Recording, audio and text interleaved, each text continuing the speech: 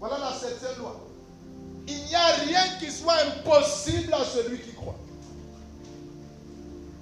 Il n'y a rien qui soit impossible à celui qui croit. Rien du tout.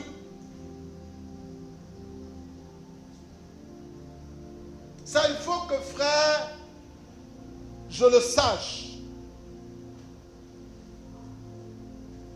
La bonne foi viendra soutenir cela. J'insiste là-dessus.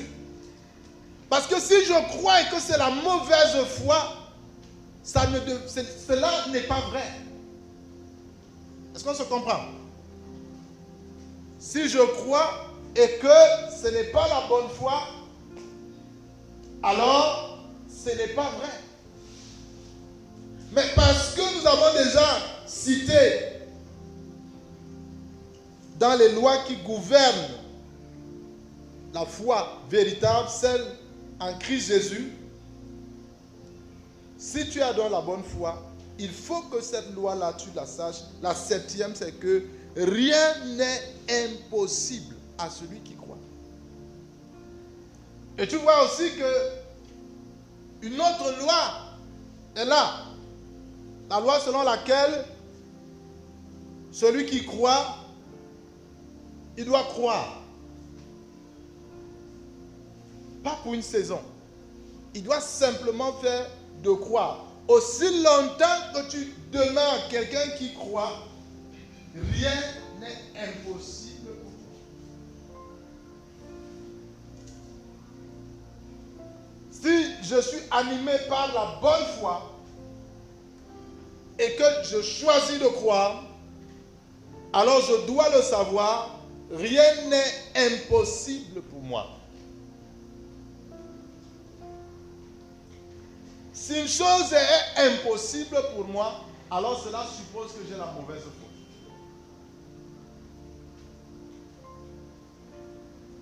Hello? Hello? Ok? Maintenant, nous voulons prendre notre loi.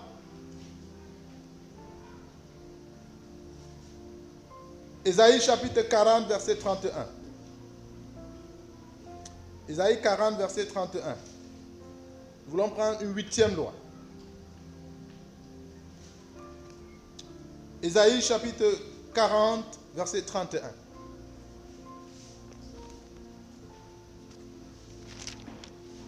Est-ce qu'on peut faire la lecture à haute voix, pardon? Ésaïe 40, verset 31. Mais ceux qui se confient en l'Éternel renouvellent leur force. Ils prennent le vol comme les aigles. Ils courent et ne se lassent point. Ils marchent et ne se fatiguent point. Alléluia. Alors, Ésaïe nous dit, mais ceux qui font une chose, celle de se confier en l'Éternel. Est-ce qu'on peut lire dans le français courant?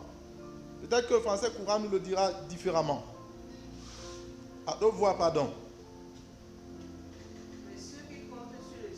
Mais ceux qui comptent sur le Seigneur reçoivent des forces nouvelles. Comme des aigles qui se lancent, ils courent mais sans se lasser.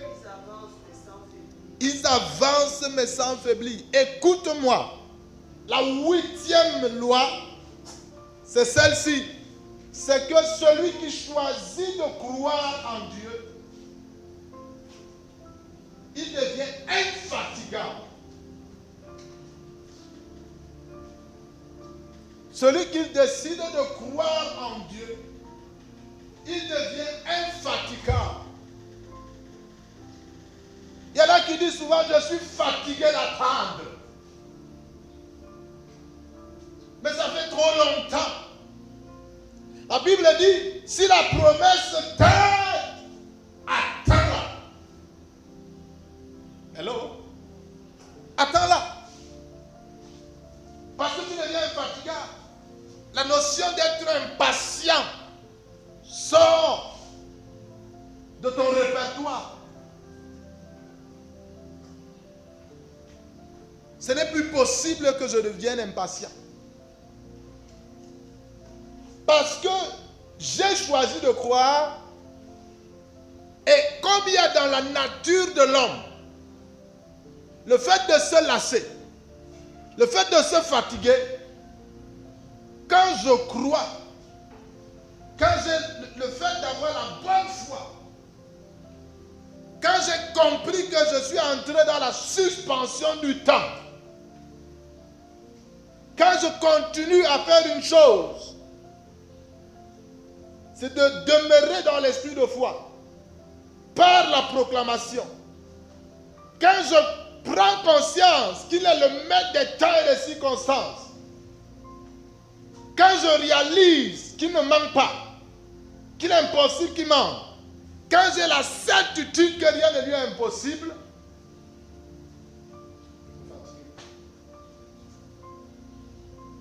pourquoi vais-je me fatiguer? C'est pourquoi Job peut dire sans se déranger, je sais que mon Rédempteur est vivant et il se lèvera le dernier. En d'autres termes, je n'ai pas mis ma foi en quelqu'un qui est mort. Je continue à croire, malgré tout ce qui est en train de se passer, qu'il ne saura se taire. Il ne saura ne pas agir.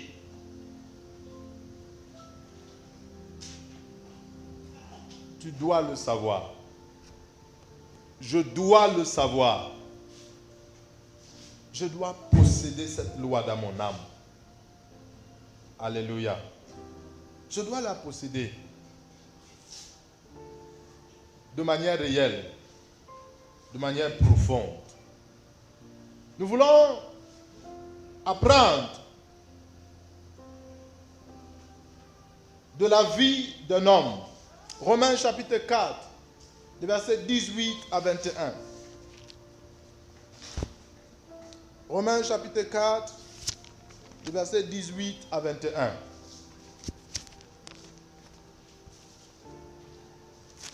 Romains chapitre 4, versets 18 à 21.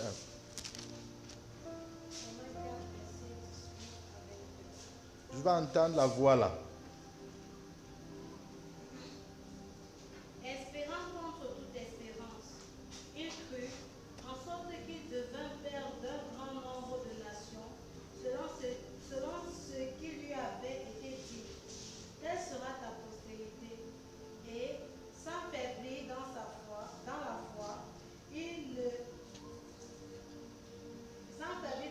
foi, il ne conduira point que son corps, qui était déjà usé, puisqu'il avait près de 100 ans, et que Sarah n'était plus en état d'avoir des enfants.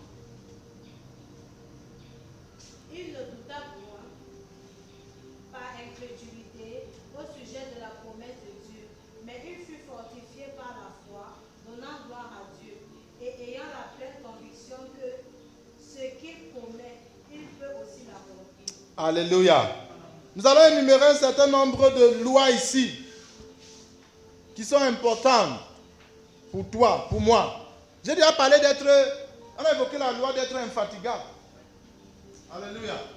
Et je crois que tu le retrouves ici. On dit au sujet d'Abraham que Abraham, qui est le père de tous les véritables croyants, il n'a pas faibli dans la foi. Je t'ai dit que l'une des lois dit, quand tu crois, tu ne crois pas pour un temps. Hello? Tu crois pour toujours. Et Abraham nous le démontre. On nous dit qu'il n'a pas faibli. Donc, Abraham a banni la fatigue. Je suis fatigué de croire Dieu. Je suis fatigué d'attendre la promesse de Dieu. Je suis fatigué d'attendre la manifestation de ce que la parole de Dieu m'a dit, de ce que Dieu m'a dit.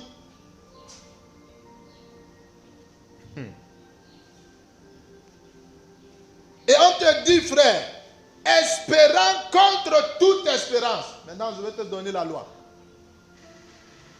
Cette loi qui gouverne la foi, c'est celui qui décide de croire brise toutes les considérations.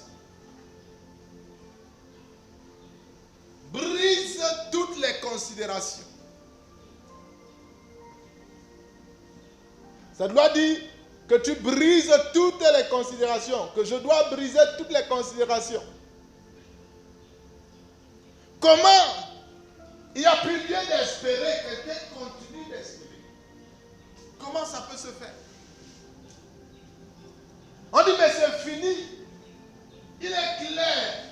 Tous les indicateurs montrent que c'est fini. Il n'y a plus rien. Il y a eu un temps où tu avais raison de croire. Mais tout aujourd'hui prouve que tu as eu tort de croire. Mais Abraham continue, nous dit les Écritures, à espérer. Et on te dit contre toute espérance. Pardon, je veux qu'on dise le verset 18 là, dans le français courant. Pardon.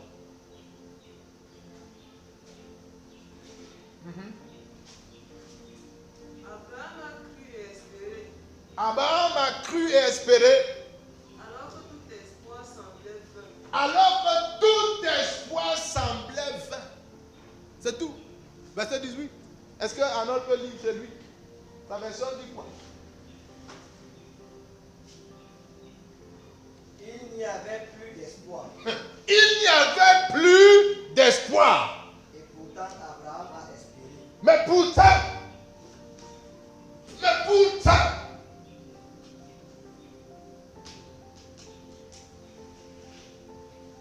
moi j'aime la manière où ça introduit le verset là.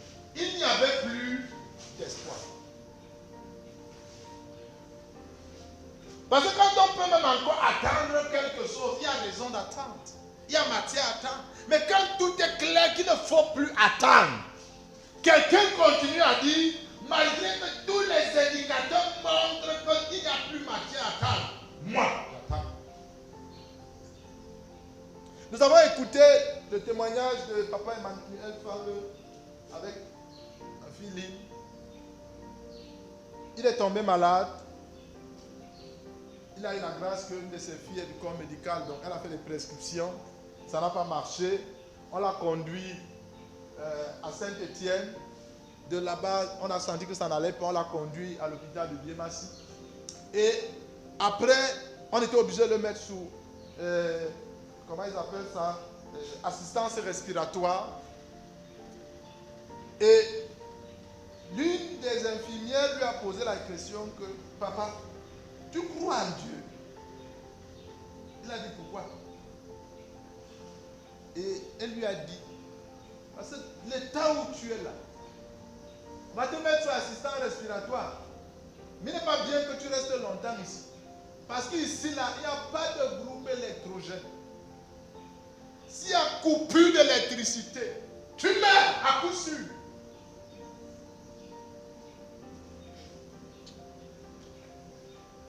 Il a dit, je crois en Dieu. On l'a mis sous assistance respiratoire. Et le temps de voir comment on allait faire le transfert au Curie.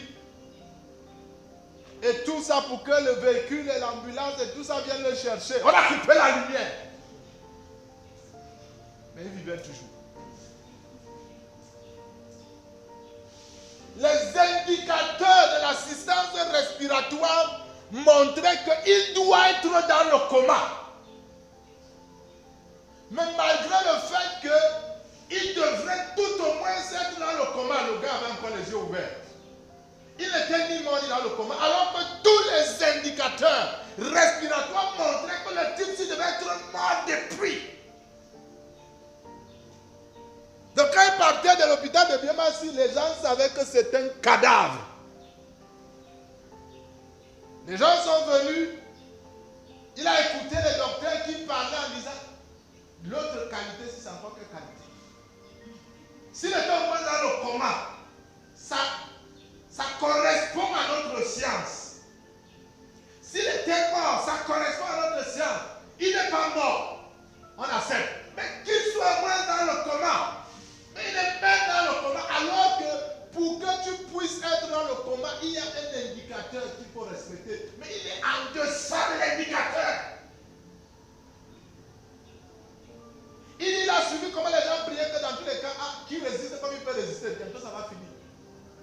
Il a dit, Seigneur, confonds la science. On a dit qu'il y avait l'insuffisance rénale, il y avait encore une autre maladie. Il a dit confonds-les.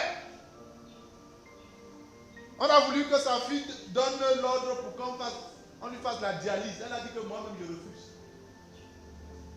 Et on a exigé de faire des examens plus approfondis pour pouvoir donc maintenant imposer la dialyse. Qu'elles sont allées refaire encore tous les examens. Toutes les maladies étaient guéries.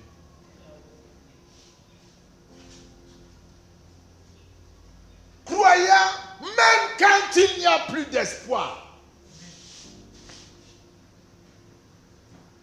Ah, vous savez, quand on raconte souvent, on dit Amen, c'était Abraham. J'ai dit, papa Emmanuel, fais-le.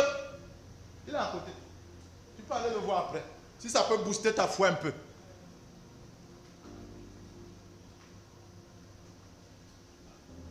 Mais est-ce que ça s'est passé parce que c'est lui? Non. Ça s'est passé à cause de la qualité de foi qu'il a développée. À cause de ce qu'il a compris que la foi est gouvernée par les lois.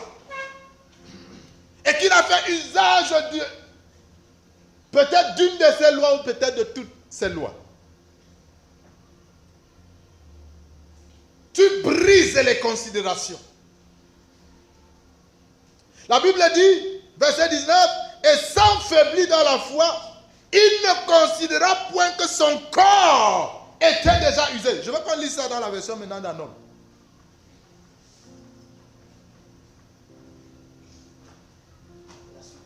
Verset 19. La foi d'Abraham est restée solide. La foi d'Abraham est restée solide. Pourtant, il avait à peu près 100 ans. Pourtant, il avait à peu près 100 ans. Et il le savait. Et il le savait. Son corps était déjà comme mort. Aïe, aïe, aïe. Son corps était déjà comme mort. C'est-à-dire que frère, ce n'était plus le corps de quelqu'un qui était capable de produire quoi que ce soit. Et Sarah ne pouvait pas avoir d'enfant. Et Sarah était aussi dans une condition où tout était clair. Les indicateurs de la connaissance des connaissances avaient dit, et c'était la vérité, que ce n'est plus possible. Il n'y a plus rien à attendre. Il n'y a plus rien à espérer. Il n'y a plus... Mais il a fait une chose. Il a fait un choix. Moi, je ne considère rien de tout ce qui est en train d'être énuméré.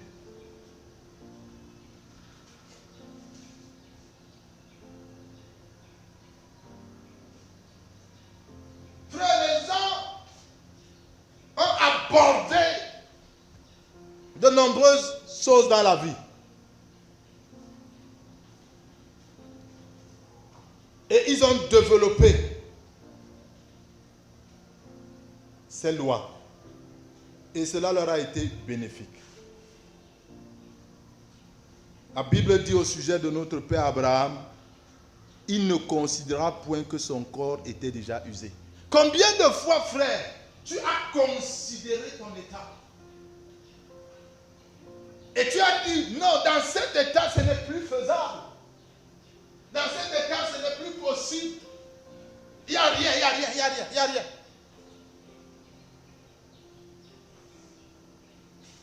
Comment ça? Est-ce que c'est possible? Frère, lisez bien vos Bibles. Hein. On ne va pas, il n'y a aucun verset biblique qui vous dit que Sarah crut Dieu. Quand on a dit à Sarah qu'elle va enfanter, elle a ri. Vraiment. Je vais aussi vivre toutes les choses sur la terre. Une femme comme moi. Aïe. Ce sera possible. Maintenant, les frères d'aujourd'hui disent que je ne suis pas Sarah.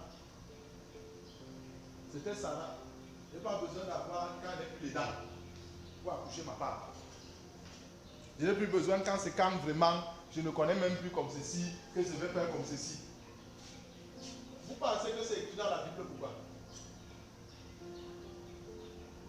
Donc tu connais seulement dit Amen. Oh Elisabeth. Oh Elisabeth. Elle avait tel âge frère. Elle avait tel âge bien aimé. Mais elle croyait toujours. Avec Zacharie, oui. Toi-même tu peux devenir Elisabeth. Alléluia. Mais oui. Les gens aiment citer la Bible, ils n'aiment pas la vivre. Quand ça arrive à leur tour, ils disent que Est-ce que je m'appelle Elisabeth? Mon nom c'est tel. Oui frère, le nom d'Elisabeth est entré dans la Bible pour t'instruire, pour que toi aussi ça instruise quelqu'un d'autre. Tu peux vivre une histoire qui va instruire quelqu'un. Il faut briser les considérations. Alléluia.